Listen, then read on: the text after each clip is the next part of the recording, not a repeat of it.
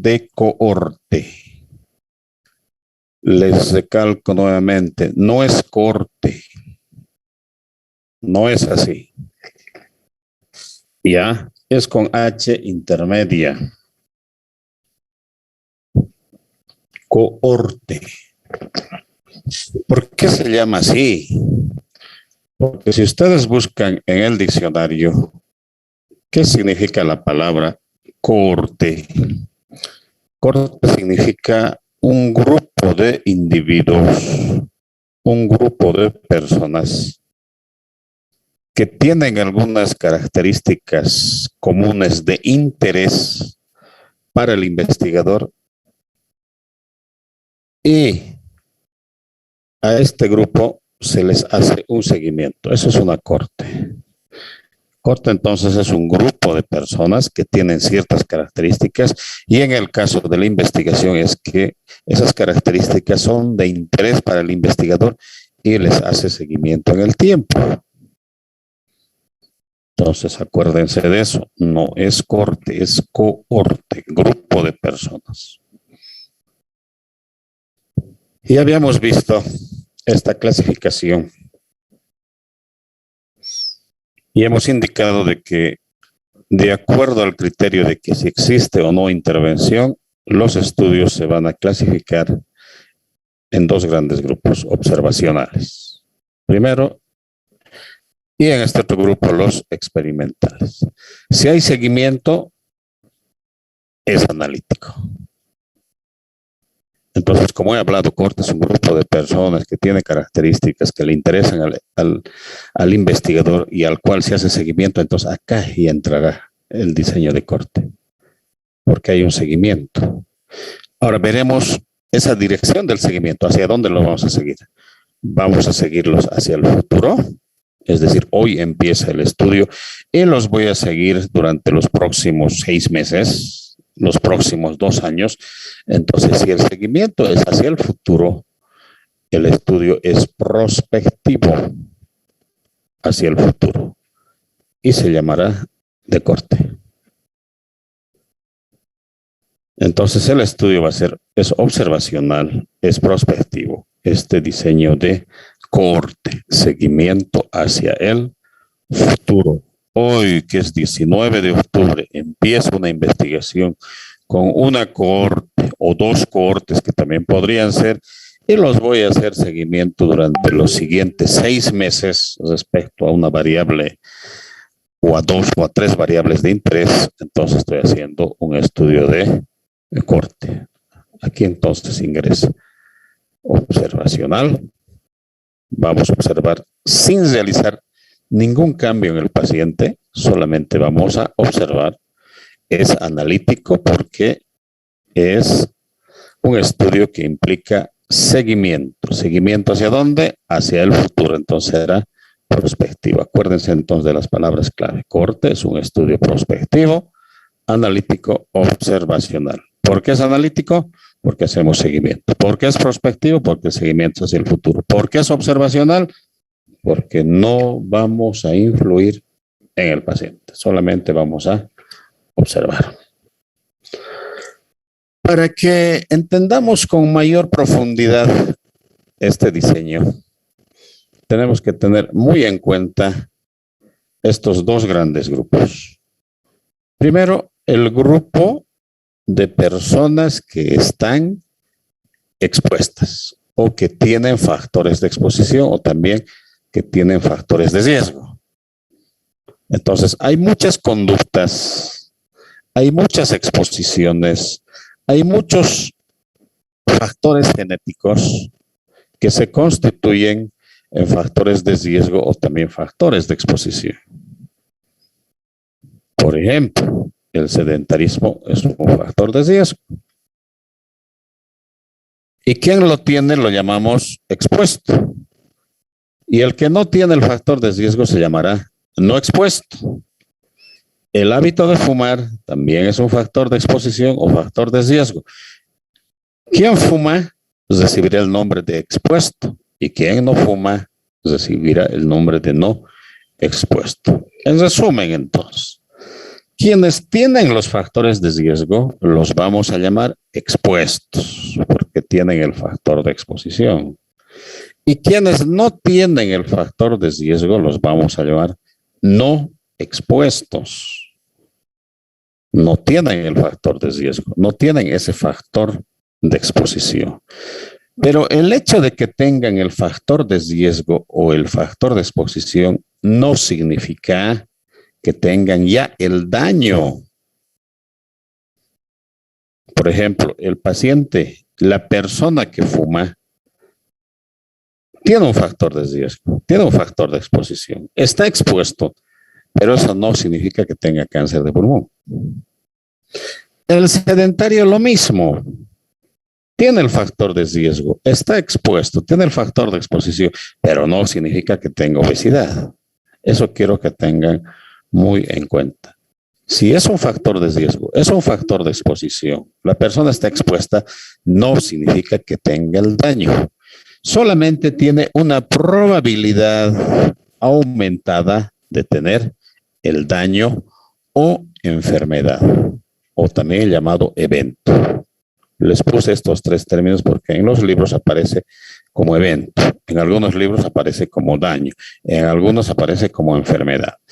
Entonces, cuando la persona está expuesta, es decir, tiene el factor de riesgo, factor de exposición, tiene una probabilidad aumentada de presentar el evento, de presentar el daño, de presentar la enfermedad. Eso quiero que lo tengan muy en cuenta. En este caso, la persona que fuma, la persona expuesta, la persona que tiene el factor de riesgo, la persona que tiene el factor de exposición, mire, 4 denominativos, no es que tenga cáncer de pulmón. Lo que tiene es una probabilidad aumentada de tener cáncer de pulmón.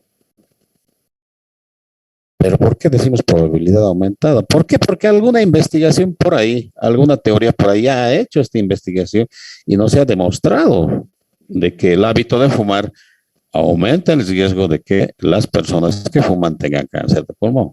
Ya hay la teoría, ya hay el estudio, no es que lo vamos a descubrir. Por eso decimos, ¿no? No fumes, puedes tener cáncer.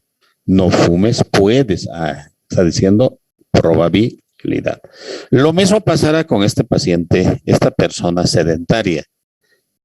Es sedentaria, tiene el factor de riesgo, tiene el factor de exposición, está expuesta.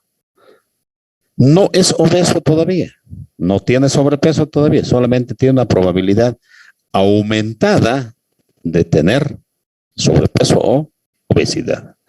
Y entonces el sobrepeso, obesidad es el evento, el daño o la enfermedad.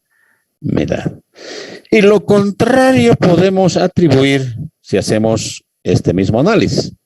Si la persona que fuma tiene probabilidad aumentada de tener cáncer de pulmón, la persona que no fuma tendrá probabilidad disminuida de tener cáncer de pulmón. Lo mismo, la persona que no es sedentaria, que hace actividad, realiza actividad física regular, 3 veces por semana, por decir, tiene probabilidad reducida o tiene menos probabilidad de tener sobrepeso u obesidad. Eso también que quede claro. No estoy diciendo que no va a tener o que es imposible que tenga la enfermedad. No, solamente estoy diciendo probabilidad reducida. Porque hay personas que no tienen cáncer, que no tienen este factor de riesgo, igualito acaban con cáncer. No es que al 100% te protege ese hábito de que no fumes. O sea, no fumas no quiere decir que nunca vas a tener cáncer de pulmón. Puedes tener, pero tu probabilidad es baja. Se han encontrado en autopsias pacientes que nunca han fumado, nunca han vivido cerca de una persona fumadora y acaban con cáncer de pulmón. Lo contrario también sucede. Personas que han fumado durante muchos años, cuando fallecen, La autopsia muestra pulmones limpios. Esa es la realidad de la medicina. No hay determinación, no le puedes asegurar al paciente, si no fumas nunca vas a tener cáncer. Solamente hay que decirle, si no fumas, tu probabilidad de tener cáncer es reducida, es mínima. Tienes menos riesgo de tener cáncer de pulmón. Bien. ¿Hasta ahí está claro? ¿Tienen alguna pregunta?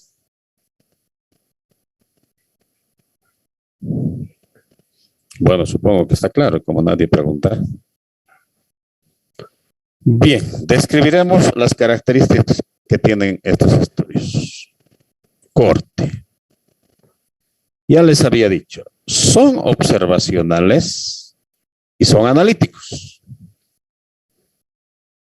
Sí, aquí estoy utilizando un otro término. Longitudinal, que también es analítico. Entonces voy a poner mejor en paréntesis para que no se confunda.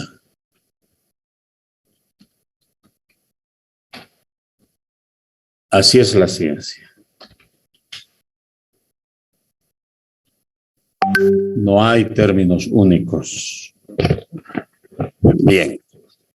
Son observacionales porque no vas a modificar nada en el paciente, que quede claro. Si fuma, lo dejas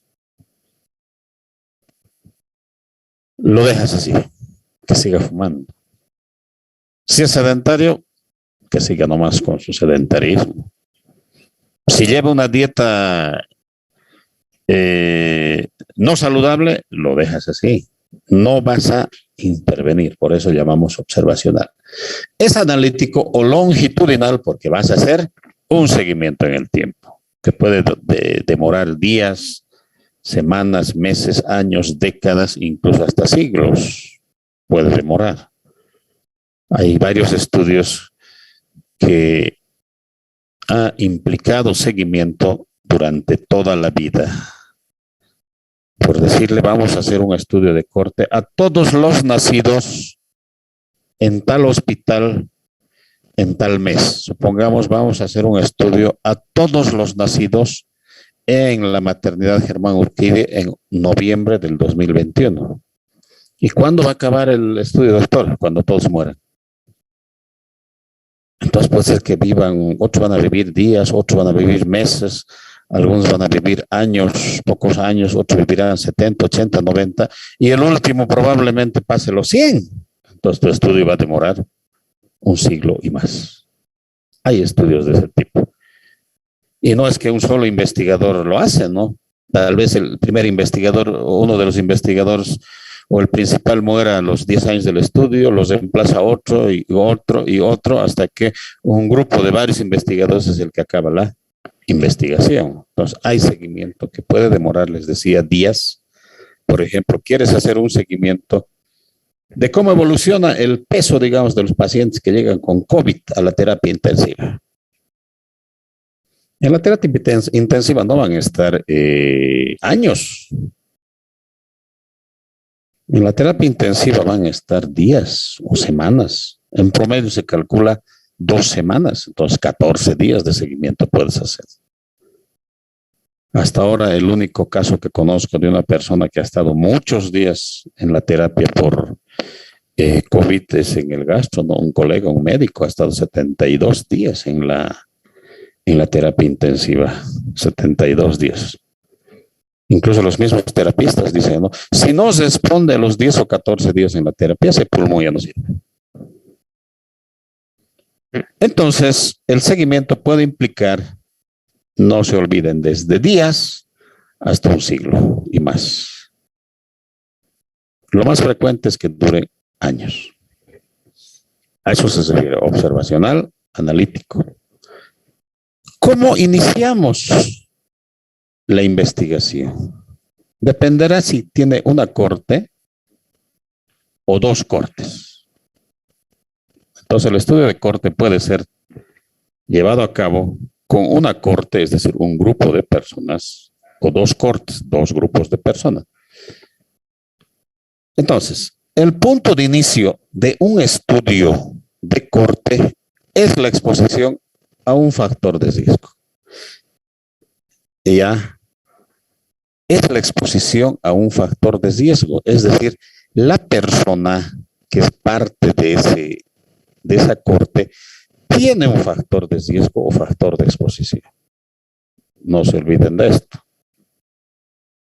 Tiene esto, factores de riesgo. Fuma, tiene un pariente con alguna enfermedad congénita, es sedentario, consume drogas, no asiste a clases,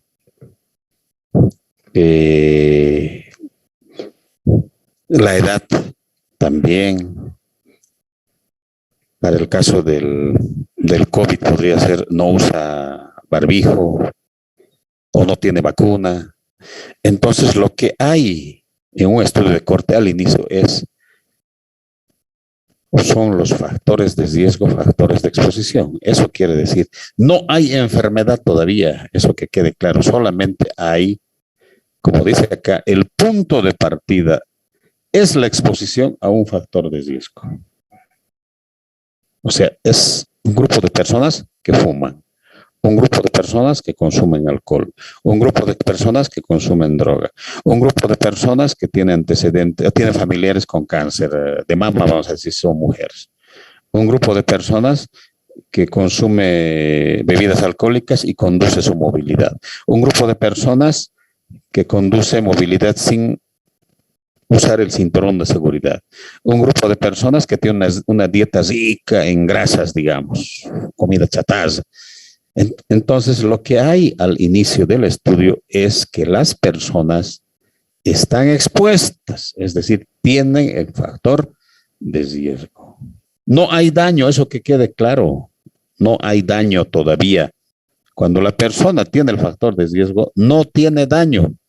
No podemos decir, pues, tú ya tienes obesidad y estás en riesgo de tener obesidad. No, no pueden haber. No puede darse esa situación. Hay la exposición, no hay daño, y luego, ¿qué hacemos? Seguimiento en el tiempo. Es decir, iniciamos el estudio, el paciente fuma y luego le hago un seguimiento en el tiempo. A ver qué pasa con este paciente fumador. A eso se refiere. Y seguro que va a aparecer cáncer de pulmón en un grupo de fumadores. A este que es sedentarismo, que es sedentario, está botado todo el día frente a la tele, agarrando su control y su Coca-Cola. No es que sea obeso, sino que lo voy a hacer un seguimiento en el tiempo y voy a ver qué sucede, qué enfermedades o qué daños o qué eventos se presentan a lo largo del tiempo. Eso te está diciendo. Entonces, ese es el punto de partida. Pero debo comparar. En investigación es muy frecuente la comparación para evitar sesgos y para atribuir efectos, causalidad. Entonces, la población en estudio, ¿quién es la población en estudio? La población en estudio son los que tienen el factor de riesgo. Esa es la población en estudio. Los que fuman, los sedentarios, los que tienen familiares con cáncer, los que consumen dieta rica en grasas, no sé, dependerá de lo que sea. Seguimos en el tiempo y aquí dice, se compara y luego se compara la incidencia de los eventos que van a ir apareciendo con otro grupo de no expuestos, es decir, con otro grupo que no tiene el factor de riesgo. Los no expuestos son los que no tienen el factor de riesgo, no tienen la exposición, es decir, ¿quiénes? Los que no fuman, los que realizan actividad física, los que no tienen familiares con cáncer, los que consumen dieta saludable, etc. Esos son los no expuestos. Y comparamos la incidencia. Acuérdense de este término, incidencia. Eso ya métanse en la cabeza. Los estudios de corte, ¿qué cosa estudiarán entonces? Incidencia. Los descriptivos transversales que estudian, prevalencia. Entonces queda claro. Y lo que voy a hacer es, voy a comparar la incidencia de los eventos que se van a ir presentando en ambos grupos. En este caso, ¿qué voy a comparar? La incidencia de cáncer de pulmón entre los que fuman y entre los que no fuman. En este grupo, ¿qué voy a comparar? La incidencia de obesidad entre los sedentarios y los no sedentarios. Eso nos está diciendo este pasajito de la presentación. Aquí está entonces la esencia. Aquí está claramente descrito cómo se hace el estudio y para qué sirve. Son útiles para determinar la ocurrencia. Lo aclararemos para que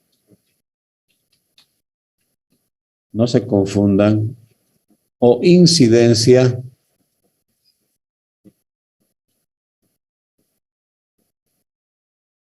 de un evento específico. Cuando hemos hablado de evento, ¿de qué hemos hablado?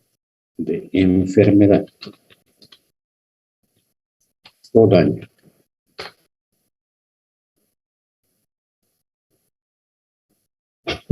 Entonces, esa es la utilidad del estudio de corte. Determinar la ocurrencia o incidencia de un evento específico, que es la enfermedad o daño, en un grupo de individuos. Otra vez les voy a recordar este grupo de individuos que se llama corte. Inicialmente libres de la enfermedad, como les había dicho. Acuérdense de esto, este fumador no tiene cáncer todavía. Este sedentario no es obeso todavía. Por eso les decía, libres del evento o enfermedad. Se clasifican en dos grupos, dependiendo del número de cortes. Descriptivo y analítico. ¿Hasta acá alguna pregunta?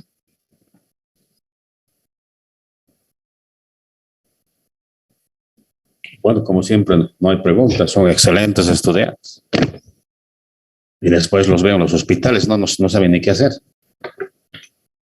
Pero lamentablemente así es nuestra sociedad, ¿no? Así es nuestra realidad.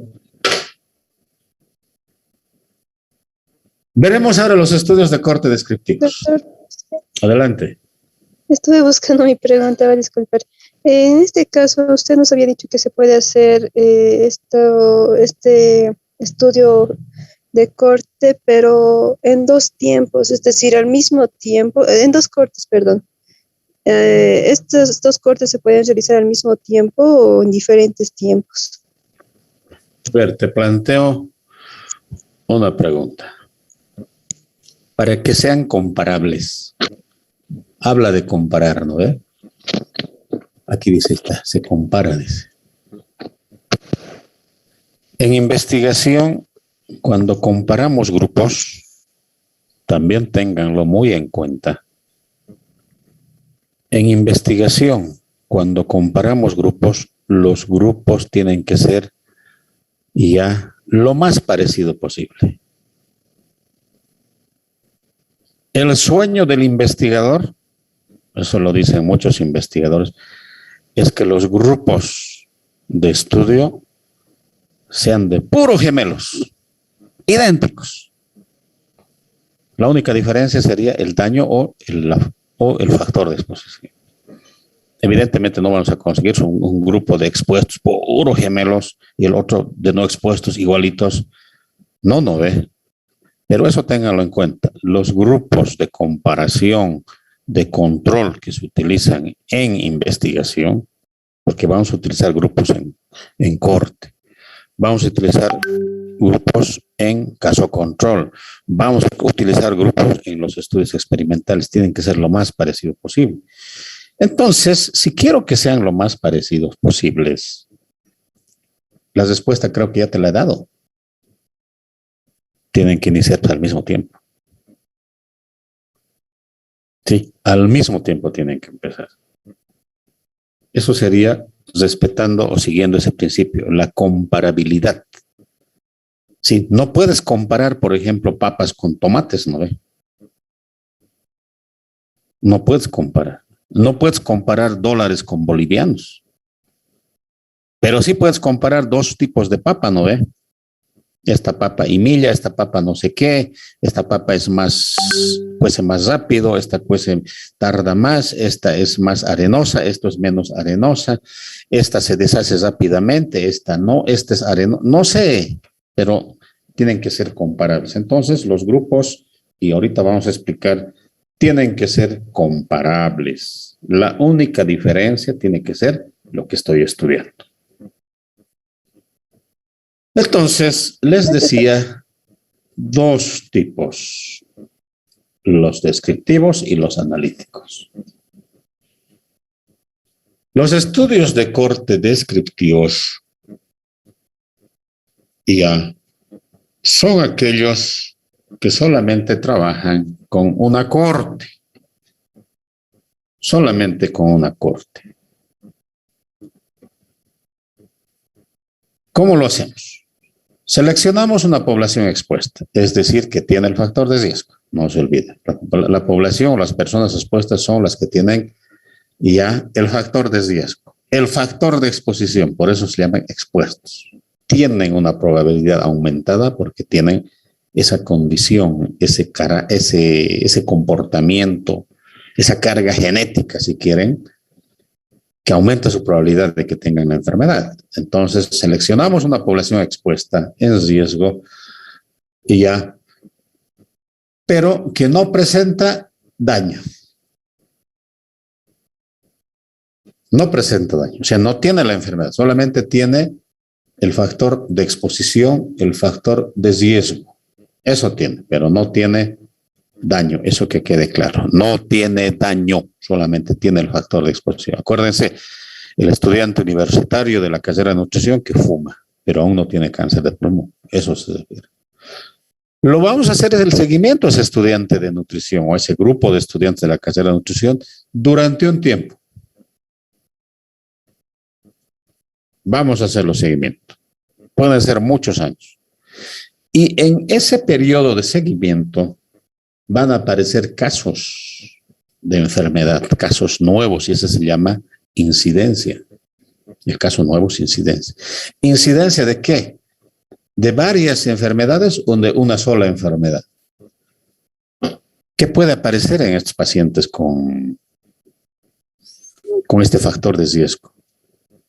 A los 2, 3, 4 años de fumar probablemente les aparezcan ya unas bronquitis frecuentes. Voy a registrar, le aparecieron bronquitis. Después le aparecerá tal vez unas enfisema, le aparecerá bronquitis crónica, ¿no? Tal vez después atelectasias va a aparecer y finalmente cáncer de pulmón, pero hasta eso han debido pasar unos 25, 20 años, ¿no? A eso se refiere. Entonces, estos estudios descriptivos de corte te sirven sobre todo para incidencia. El objetivo de este estudio, ¿cuál es? Detectar a las personas ya que presentan, ¿qué cosa? La enfermedad o daño que estoy investigando. Ese es el objetivo.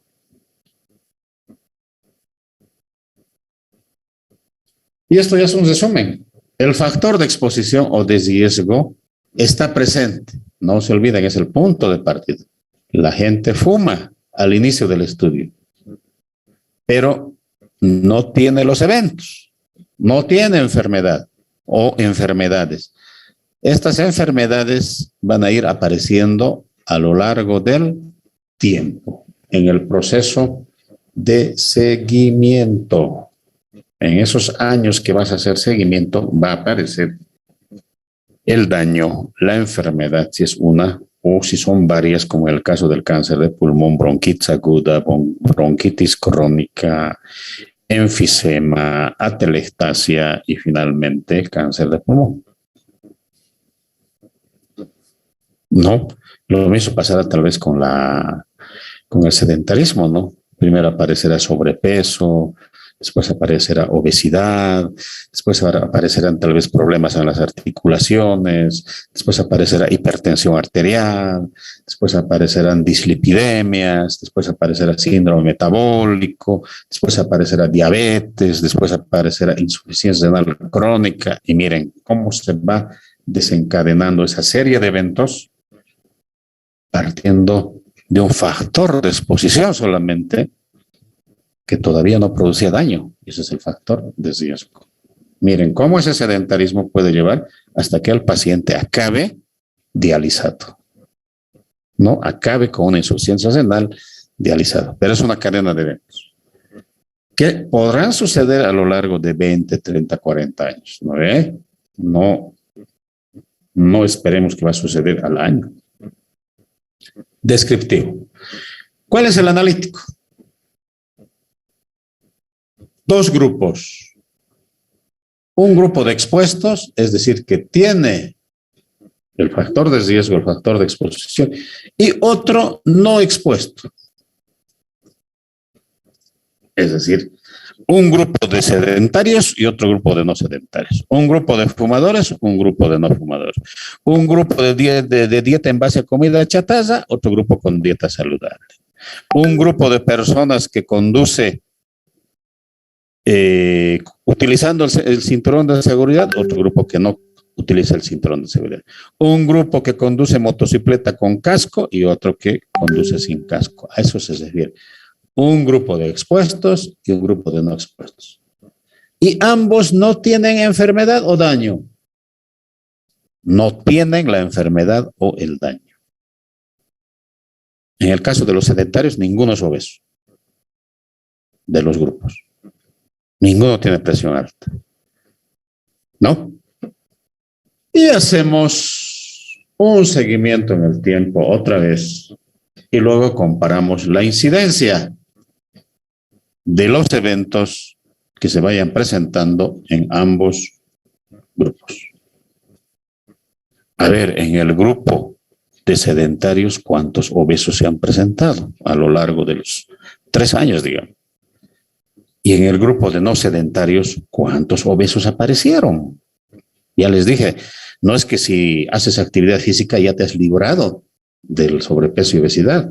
Te puede venir un hipotiroidismo y acabas igual nomás con sobrepeso o obesidad. O tienes alguna enfermedad y el médico te receta corticoides y tomas, acumulas líquido y acabas con sobrepeso y obesidad también. Entonces no te libras al 100%. Y comparas, como dices.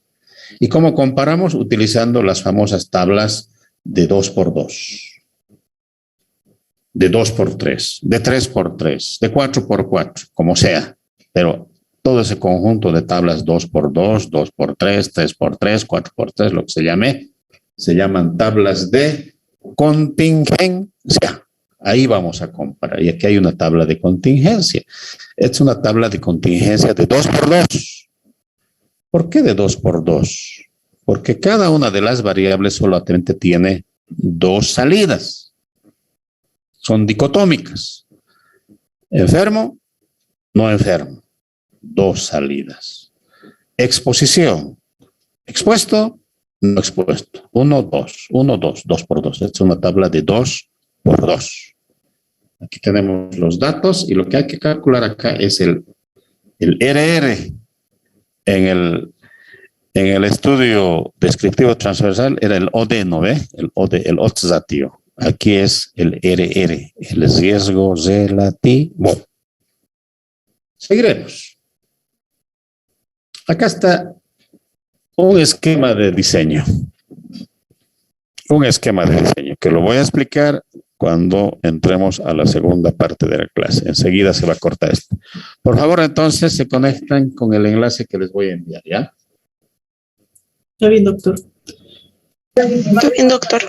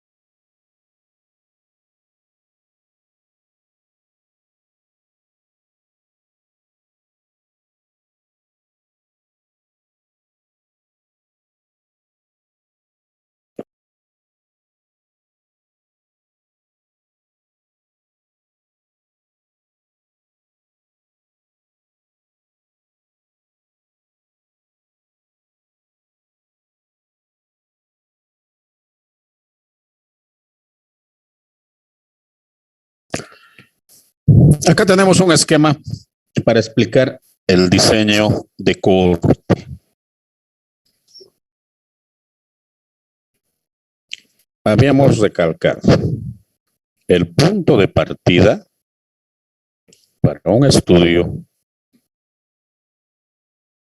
de este tipo es que exista personas que tienen el factor de exposición expuestos, que tienen el factor de riesgo, pero no tienen la enfermedad. No tienen enfermedad. Aquí les voy a resaltar esto.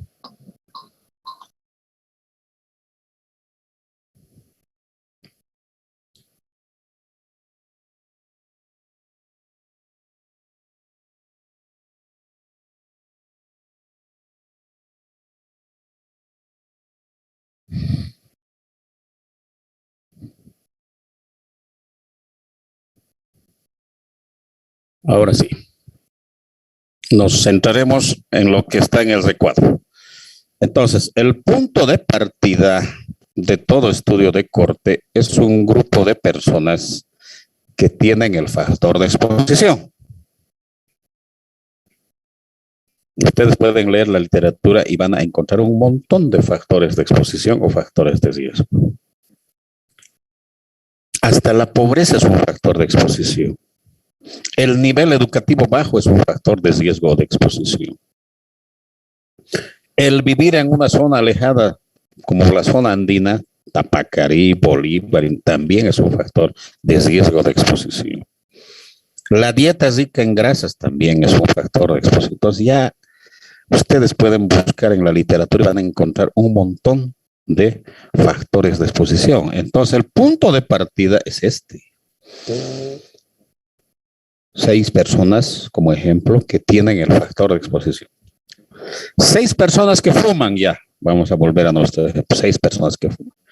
La flechita significa seguimiento en el tiempo. Les hacen un seguimiento durante 10 años a estos 6 que fuman. Y vamos a encontrar ya que de estos 6 que fuman, después de 10 años, 3 tienen cáncer de pulmón. Aquí está con negro, por eso dice enfermos. Y 3, a pesar de que fuman, no tienen cáncer de pulmón. Entonces, la mitad, el 50%, ha desarrollado cáncer de pulmón. Mientras que la otra mitad no ha desarrollado cáncer de pulmón. Acuérdense de eso. Entonces, cuando yo hago este estudio con una sola corte, estoy hablando de estudio analítico descriptivo o estudio de corte descriptiva. Una sola corte que tiene como punto de partida personas expuestas, es decir, que tienen el factor de exposición, el factor de riesgo. Los hago un seguimiento y detecto la ocurrencia de casos nuevos, 1, 2, 3. Y estos 3 casos se constituyen en incidencia. ¿Sí? Incidencia. Ahora, cuando hago un estudio de corte, pero de tipo analítico, ya no trabajo con una sola corte, sino trabajo con un grupo de comparación. Un grupo de comparación. ¿Y quiénes van a constituir el grupo de comparación? Personas que no fuman, no tienen el factor de riesgo, no tienen el factor de exposición, para este ejemplo. 6 también, por eso les decía, tienen que ser comparables. 1, 2, 3, 4, 5, 6. Aquí arriba, 1, 2, 3, 4, 5, 6. ¿Está mezclado hombres y mujeres? No ve, por eso decía comparables. Hay aquí gordos, grandes, chiquitos, no ve. Entonces se parecen, por eso decía, tienen que ser comparables. La diferencia única tiene que radicar en la exposición. Son igualitos, tal vez las mismas edades, las mismas características de forma general. La única diferencia va a ser que estos fuman y estos no fuman. ¿Fuman? No fuman. Seguimiento en el tiempo. no fuman estos 5, pero apareció un caso de cáncer de pulmón. Esa es la incidencia. Aquí un caso de cáncer de pulmón y 5 no presentaron cáncer de pulmón. Entonces, en el grupo de estudio o en el grupo de expuestos se presentaron 3 casos de cáncer de pulmón. En el grupo de comparación o de no expuestos se presentó un caso de cáncer de pulmón, a pesar de que no fuman, ¿no ve? Y lo que hago luego es la comparación estadística. Comparo y digo, sí, evidentemente hay diferencia entre esta incidencia y esta incidencia. Entonces, como hay diferencia y como esta era la única diferencia entre estos dos grupos, el fumar, le puedo culpar, le puedo atribuir de que estas personas tienen cáncer de pulmón por el hecho de que fuman. Necesito nomás eso. No tiene nada de dificultoso, nada de, digamos, va a decir, de abstracto, esotérico, nada que es sencillito. Comparación. La única dificultad es en esta flechita. ¿Cuánto tiempo les voy a hacer seguimiento? Pueden ser, les decía, muchos años. Lo mismo, ¿no? No fuman, fuman. No fuma, un enfermo. Fuman 4 enfermos. Entonces, lo que se espera es que en el grupo de expuestos, en el grupo de personas que tienen el factor de riesgo, el factor de exposición, la incidencia sea mayor. Eso se espera. Por ejemplo, acá no hay factor de riesgo, un enfermo. Acá hay factor de riesgo, 4 enfermos, mayor. Comparas estadísticamente y dices, sí. El cigarrillo, el factor de riesgo está ocasionando esta enfermedad. Mientras no puedas comparar, va a ser más complicado. ¿Cuál es la medida de frecuencia para los estudios de corte? Medida de frecuencia de corte para el estudio de corte es la incidencia, no se olvide. La incidencia. Entonces, si quieres estudiar incidencia, no hagas estudio descriptivo transversal, es un estudio de corte. Pero estamos acostumbrados, ¿no? Hasta en la tele salen los jefes, directores, epidemiólogos, dicen, la incidencia es tanto. La pregunta es, ¿y has hecho seguimiento? No, es que hemos detectado, entonces no puedes hablar de incidencia. ¿Cómo se calcula la incidencia? Esto ya hemos visto en el semestre pasado. En el numerador, el número de casos nuevos en un periodo de tiempo, es decir, durante el seguimiento. Esto en la flecha. ¿Cuántos casos se presentaron acá? 1. ¿Cuántos casos durante el seguimiento? 4. A eso se refiere la incidencia. Y el denominador, número de personas en riesgo de sufrir el evento al inicio del periodo de tiempo de seguimiento, multiplicado por una constante que puede ser 1, 10, 100, 1000, etcétera. Esa es la medida de frecuencia. Ahora, ¿cuál es la medida de asociación? En el estudio transversal era el OD. ¿No ve? Odds ratio.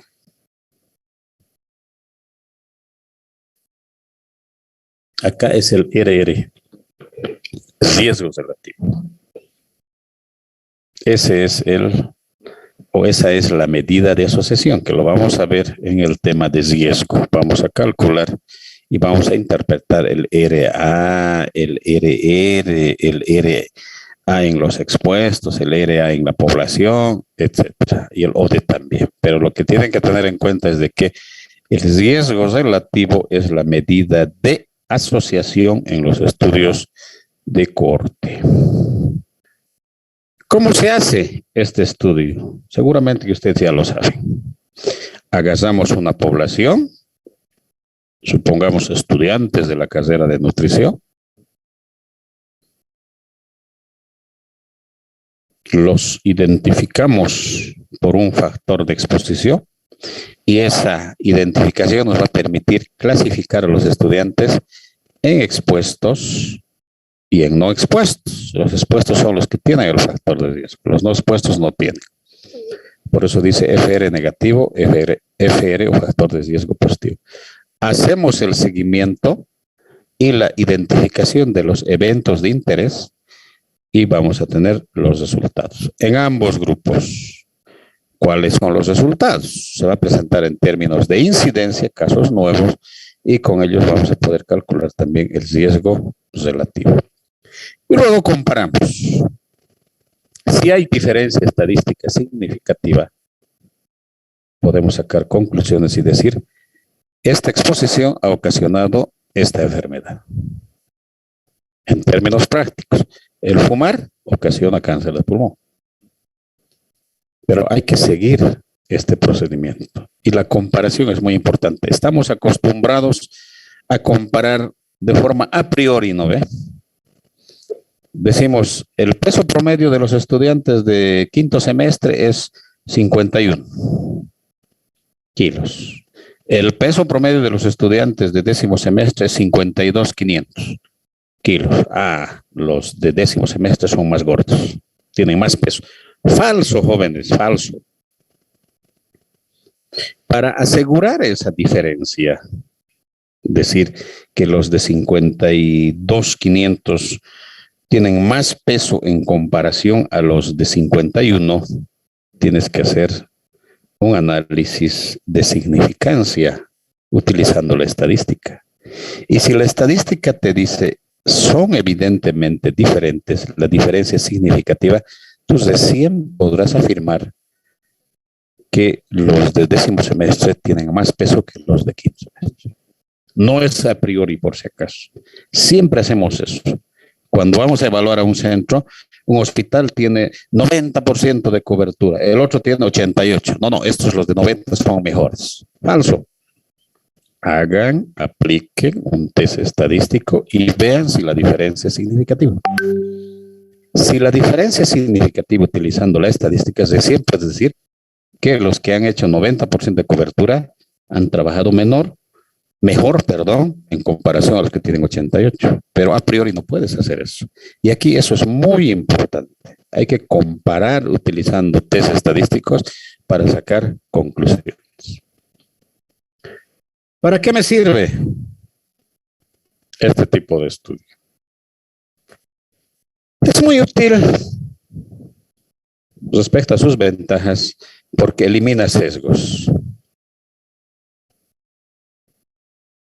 Estamos acostumbrados a sesgarnos, ¿no? Encontramos al paciente obeso y le preguntamos, ¿haces actividad física? No, dice, no tengo tiempo. Ah, dices, este paciente es obeso porque es sedentario.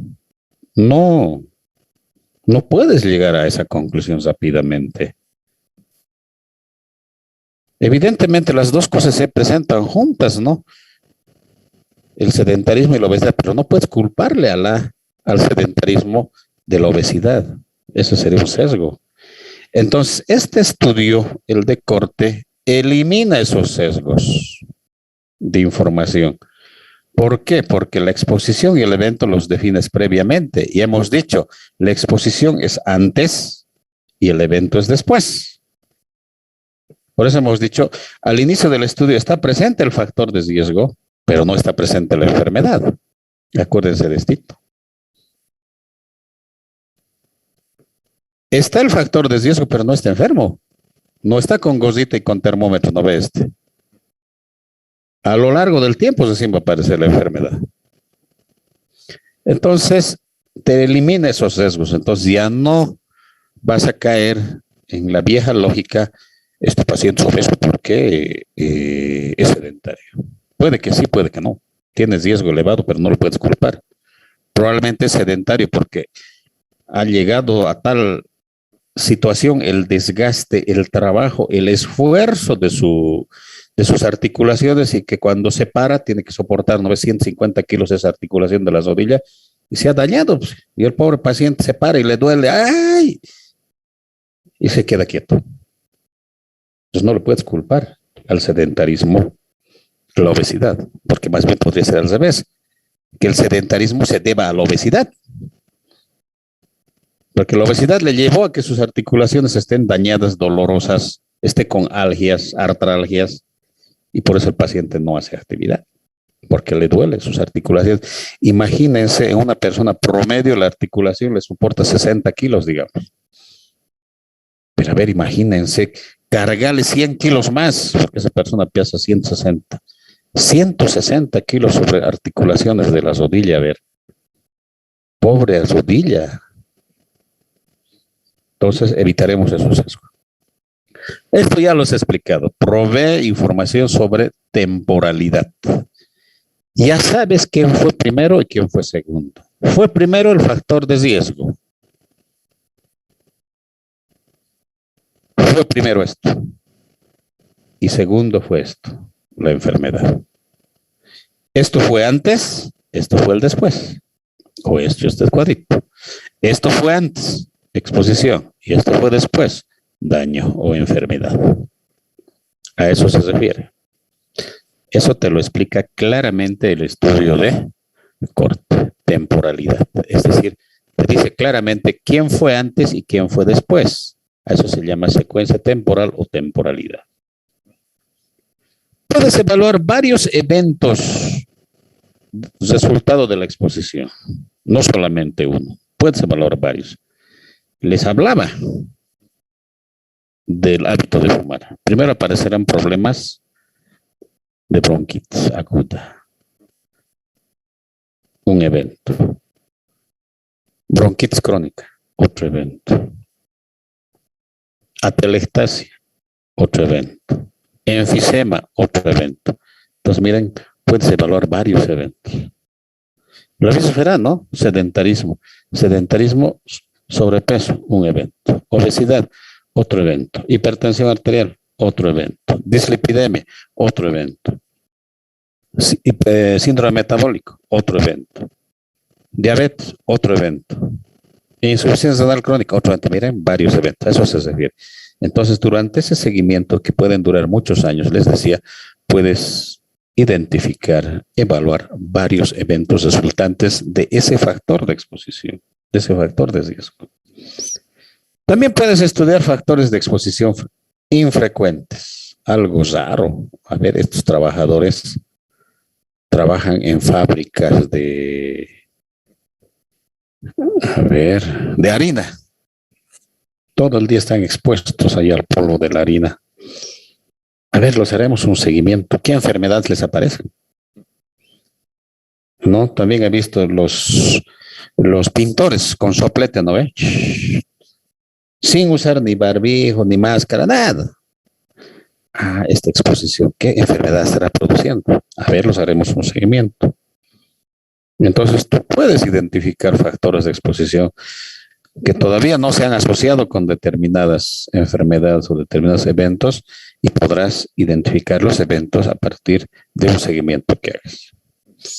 Puedes calcular incidencia, ya les había dicho, el único estudio que te permite calcular incidencia es el de corte, y puedes comparar las incidencias tanto en el grupo expuesto como en el grupo de no expuesto, es decir, en los grupos comparados. Y por lo tanto podrás calcular el riesgo relativo, lo que les decía, el RR o el RA, el atribuible tanto en la población como en la población de expuestos. Entonces, riesgo relativo puedes calcular.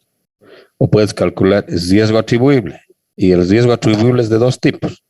Riesgo atribuible en los expuestos y riesgo atribuible en la población, que lo vamos a ver en el tema de riesgo, de medición del riesgo. ¿Cuáles son sus desventajas? Son larguitos. Porque los eventos de desenlace, los daños o las enfermedades pueden aparecer en cuestión, les decía, de semanas, meses o muchos años. Esa es la principal desventaja, el tiempo. ¿No? El tiempo que te puede demorar. Para los cánceres, 15, 20 años. Larguitos. El factor de exposición puede cambiar en el tiempo de seguimiento. La persona era sedentaria, Y resulta que se consigue una novia que le dice, haz ejercicio. Haz ejercicio. Y el otro, por satisfacer o por quedar bien con la novia, deja de ser sedentario y se inscribe a un gimnasio por ahí y empieza a hacer actividad física. Entonces el factor de exposición desaparece o se modifica. Entonces, ¿qué vas a encontrar a lo largo del tiempo? Tal vez nada o resultados diferentes porque el factor de exposición ha cambiado. La persona ha dejado de ser sedentaria. La persona ha dejado de fumar. La persona ha cambiado de dieta. Entonces, tienes que tener muy en cuenta eso. La exposición puede cambiar o incluso puede eliminarse. ¿No? Muchos se pueden eliminar con medidas de salud pública y otras no. Por ejemplo, si tienes un padre con cáncer de próstata, no puedes eliminar ese factor de riesgo. Aunque se muera tu papá, no, igual sigue el factor de riesgo, ¿no ve? Y cuando no se puede modificar, se llama marcador de riesgo, ya te ha marcado. Entonces, esa es una de las desventajas. El factor de exposición puede cambiar a lo largo del tiempo en el seguimiento.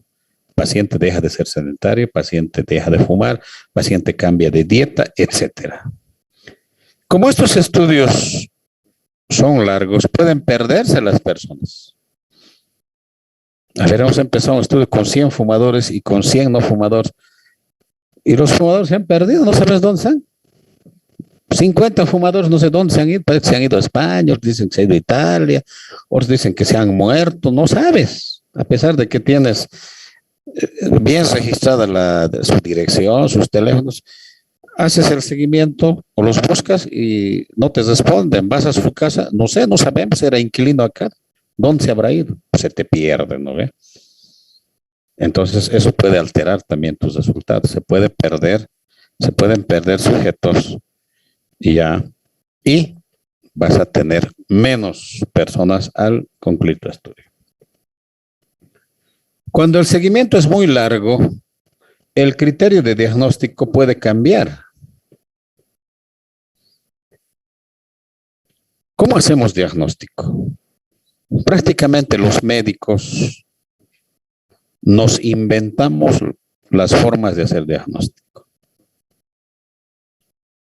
Aunque no lo quieran reconocer muchos colegas, nos inventamos. Para decir que un paciente es diabético, ¿quién pone el límite y dice a partir de 110 miligramos por decilitro de glicemia en ayunas ya es diabético? ¿Quién ha decidido eso? Pregunta para todos. ¿Quién decide eso? ¿Me están escuchando? Sí, doctor. El doctor decide porque Los médicos deciden, no uno solo. Hay un congreso de medicina, hay un congreso de diabetología, hay un congreso de imagenología y dicen, ya no va a ser 110 el límite. Ahora va a ser 100. Lo bajaremos. ¿Qué va a pasar? Va a aumentar el número de diabéticos. Y lamentablemente así, muchas veces con fines comerciales, con fines políticos se van cambiando los puntos de corte. Entonces, si actualmente decimos por encima de 110, una glicemia por encima de 110 en ayunas, ya se considera paciente diabético. Estoy poniendo un ejemplo. Se ha decidido hacer un congreso médico. Habrán hecho seguramente alguna investigación, pero lo han decidido así. ¿Pero se puede bajar o subir? Claro que se puede bajar o subir. Hacen otra investigación o al final se ponen de acuerdo y dicen, ya no va a ser 110, va a ser 100. Entonces, los que eran clasificados como normales, tenían, digamos, su glicemia 105, 108, 107, 102, y si lo hemos bajado el punto a 100, esos ya van a ser diabéticos. ¿No ve? Entonces, miren cómo cambia el criterio. O alguien dirá, 110 es poco. Que 120. El número de diabéticos va a bajar. Entonces, las personas que tenían 110, 111, 112, 113, 114 van a ser ya clasificados como normales, ya no como diabéticos. Entonces, eso nos puede hacer alterar ya la investigación. Las personas que tenían el factor de riesgo o las personas que iban desarrollando los eventos, ¿ahora qué hago? ¿Los incluyo o no los incluyo? Porque el criterio ha cambiado, porque yo he empezado mi investigación con este otro criterio. Y en muchas enfermedades es así. En la diabetes, el nivel de glicemia. En la anemia, ¿quién decide a partir de cuánto de hemoglobina va a ser anémico? Igualito. La medicina, los médicos deciden eso. En nutrición, ¿cómo decidimos de que este niño va a ser casi clasificado normal? No tiene que ser normal. Esos puntos de corte de -2, -1,5, -3, ¿quién decide? Lo mismo, los médicos. Entonces, miren cómo, por bien de la gente, por criterios políticos, por criterios comerciales, se puede aumentar y se puede reducir el número de enfermos. Si yo quiero reducir el número de desnutridos, puedo recordar el punto de corte y va a reducir el número de desnutridos. Y si quiero aumentar el número de desnutridos, reduzco el punto de corte, le pongo la -1 o menos de la -1 y reduce, ¿no? Entonces, ¿cómo se modifica esto política, económicamente, etcétera? Puede cambiar, eso te va a alterar, es una desventaja. No suele ser eficiente, es decir, no usas o no se usan adecuadamente los recursos, o se vas a gastar mucho dinero para poco resultado en el caso de enfermedades raras. A ver, imagínate, haces un seguimiento durante 10 años y encuentras un casito. Alguien te va a decir, pero ¿cómo has gastado tanto tiempo, tanto dinero para encontrar apenas un evento? Ineficiencia. No lo vuelvas a hacer. A eso se refiere. Los resultados en cuanto a su validez van a depender de qué, de la calidad del seguimiento de las personas, de las cortes. Lo que significa que un buen seguimiento, bien programado, bien planificado, riguroso, etcétera, te asegura calidad en los datos, en los resultados. Pero si vas a hacer un seguimiento cada que se te ocurra, tenía que ir a visitar a ese paciente, la otra semana no más iré, ya lo estás alterando. Esos están sanos, al final nomás los haremos seguimiento, y estás alterando los resultados. Entonces, la calidad del seguimiento de las personas que son parte del estudio de las cortes va a determinar la validez de tus resultados. Podrían existir sesgos también. Sesgo es un error sistemático.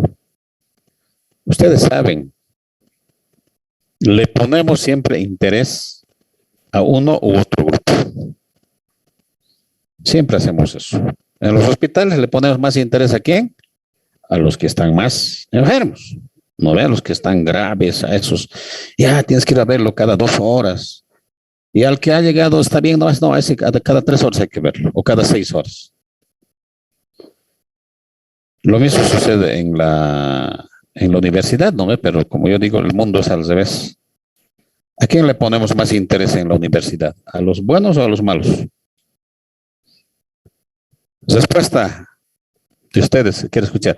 Los docentes, ¿a quiénes le ponen más interés en la universidad? ¿A los estudiantes buenos o a los estudiantes malos?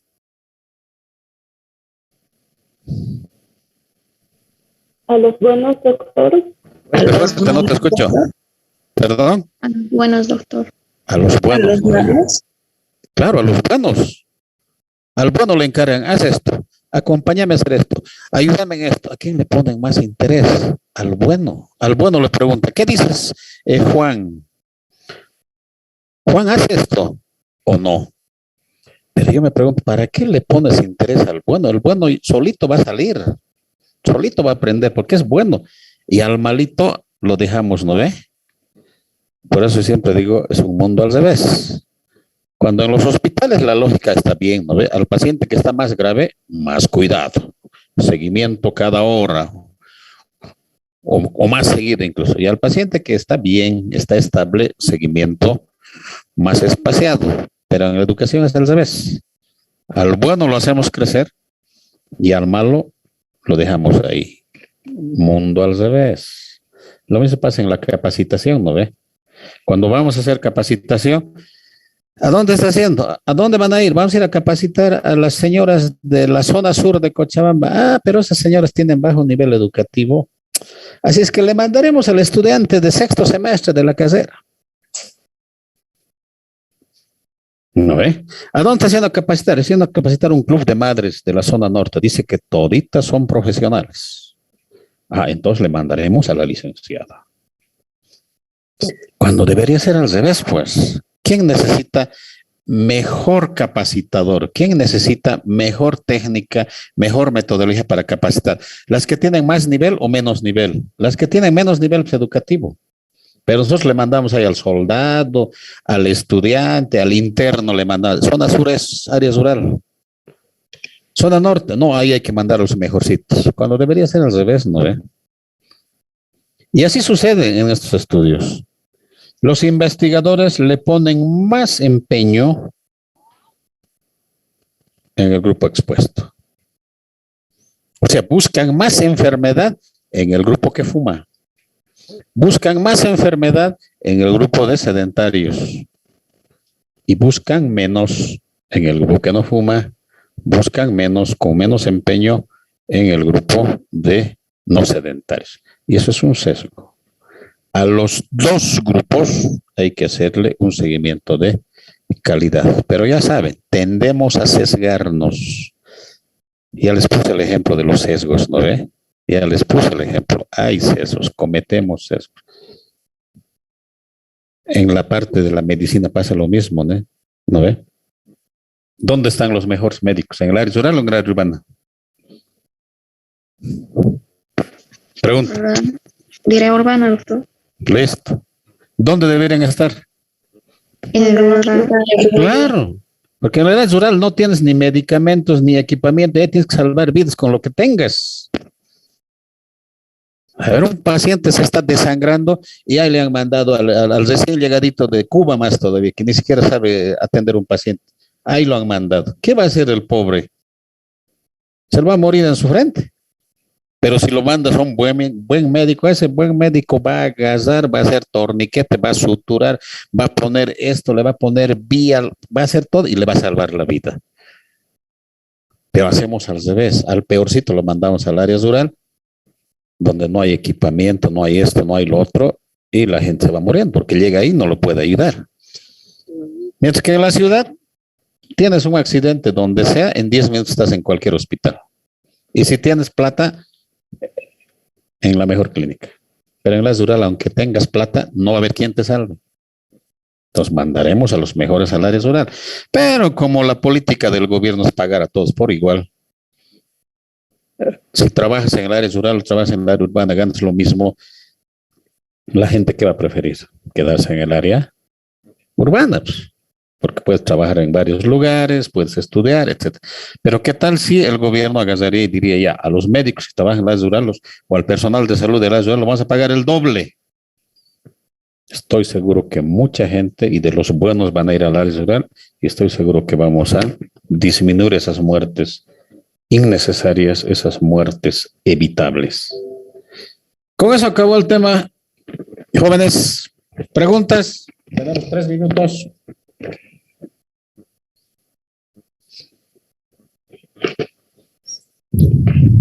Bueno, no hay preguntas. Nos vemos el jueves con examen parcial hasta esta parte.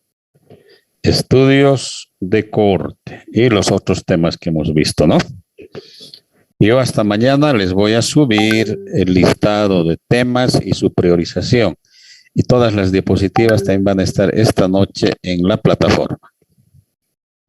Y también ya está un libro en la plataforma desde el inicio sobre los diseños de investigación. Está un libro en la plataforma desde ese tiempo, está ahí para diseños de investigación. Les va a servir también ese libro porque muchos elementos he sacado de ese libro. Bueno, jóvenes, nos vemos entonces. El examen, por si acaso, Doctor, buen día. ¿El examen será presencial o virtual? estoy por llegar a eso. Ahorita voy a ir, más tardecito voy a ir a hablar con la directora de la carrera. En esta materia hay registrados 47 estudiantes. Entonces voy a ver cómo han organizado, cómo han definido la instalación de los exámenes presenciales. Tengo entendido que han puesto números, han dicho si son menos de este número se puede, si son más no se puede. No me ha logrado explicar la directora muy precisamente cuando ayer le llamé, ¿no? Pero hoy lo voy a visitar para que me diga exactamente cómo es, porque han convocado ya el examen de grado y va a ser presencial el examen de grado, ¿no? Ya no va a ser virtual. Pero déjeme averiguar con la directora de la casera para que yo pueda tener ya más clara la imagen y les voy a transmitir. ¿Está bien? Doctor, si va a ser presencial, obviamente es en su hora, 6:45 de la tarde, ¿verdad? Claro. Claro que sí. Está bien, gracias, doctor. Con medidas de bioseguridad. Alcohol, barbijo o mascarilla. Y voy a ver si están desinfectando las aulas, ¿no? Porque tienen que desinfectar antes del ingreso de los estudiantes. No sé si estarán tomando esas medidas. ¿Ya? Ahora, no sé si han tomado la medida también de presentar carnet de vacuna. Porque yo en las oficinas donde trabajo, a todos los que entran tienen que presentar carnet de vacuna. Y los que no se han hecho vacunar por problemas de salud, problemas religiosos y no sé qué, tienen que presentar un certificado de rechazo a la vacuna, ¿no? Y también un certificado de negatividad, un PCR negativo o un antígeno nasal negativo, que es decir que no están con la enfermedad activa, ¿no? Esas son medidas de epidemiología que se toman para evitar los contagios. Bueno, les aviso entonces, ¿ya? ¿Qué me dice la directora? Me queda menos unos segundos, se va a cortar enseguida. Bueno, jóvenes, nos vemos entonces el jueves. Hasta luego. Hasta luego, doctor. Hasta luego, doctor. Gracias.